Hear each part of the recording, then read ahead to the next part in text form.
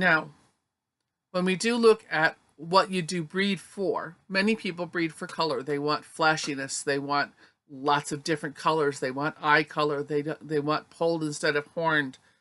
Um, and they want to have high levels of production, whether that's 5 or 6 kids per kidding, because they see, wow, I can, if those are all does, I can sell those at anywhere from $300 to $700 a pop. Okay, that's true. But what if they don't sell? Or what if they get sold to somebody that doesn't take care of them? How do you take them back? What if they got sold to somebody who didn't take care of them and took them into a herd that had CL or that had CAE? Then those animals need to come back and be quarantined. Or you risk your reputation by saying, no, I won't take them back.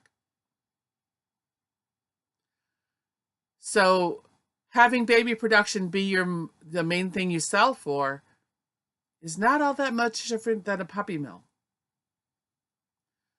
Turning out the money regardless of the quality of the animal. I think that a breeder chooses to breed because they care enough about the future of the breed that every generation is better than than its parents' generation. The breed of the Nigerian dwarf goat is really pretty young. And if you look at the difference in the quality of the goats from 1986 to the quality of the goats now, they're tremendously different. But there are still things we need to work on. Nigerians tend to have crooked front legs. They tend to point out this way. Well, a good quality doe should have straight toes that stick together. Ours tend to kind of go out like this. You can sometimes get your Nigerian dwarf goat to point out this way if their elbows go out to the side. Well, we need to work on tight elbows and straight legs and tight toes. Show production goats, they want to see a flat, like a plate. You can set a plate on the back end of a goat. Nigerians tend to be a little steeper. That's not very pretty. So I try to breed for a longer rump with a not quite as steep slope. I don't want that flat back because then gravity doesn't help deliver that baby. If there's a little bit of slant, then gravity helps deliver that baby. Just because something's popular in the show ring doesn't mean that it's good. One of the breeds of dogs that I've worked with in my life is the Golden Retriever. A Golden Retriever's coat was originally meant to be able to shed burrs and mud and water. It's water repellent. A field coat is not as long as a show coat. It's coarser texture, but it's still soft. You can't take most show Goldens and put them in the field and ask them to work because their coat's going to get all messed up and they're not going to be comfortable. The same thing can happen with the Nigerian dwarf goat. If we breed the goat for color and we breed the goat for the show win, and it winds up needing C-sections because the babies are big, because we're paying more attention to the color than we are the bone structure, or the show win over the biology, then we're going to wind up with an unhealthy breed. Many people know that are into goats are also into horses, and you know about the quarter horses that have teeny tiny little feet with really big bony legs, and they wind up with hoof problems.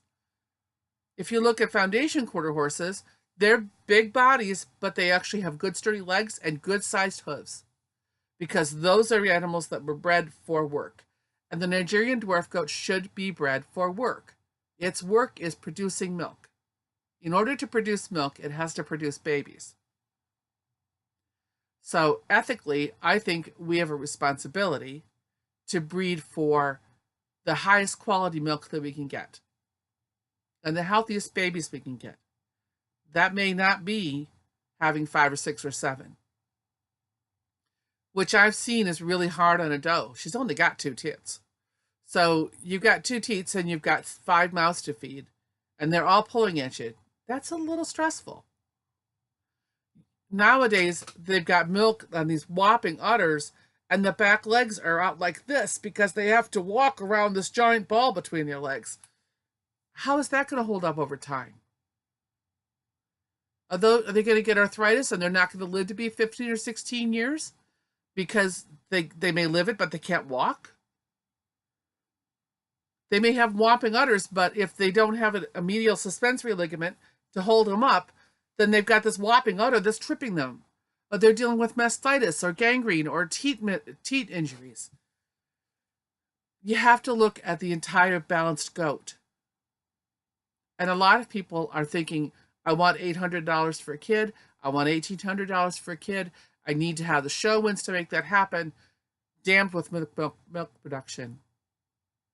Well, I always say I don't breed a goat for 15 minutes in the show ring. I breed that goat for every day of its life. So when you're talking about make them pay, don't make them pay for greed. Make them pay for sustainability. Make them be healthy. Okay?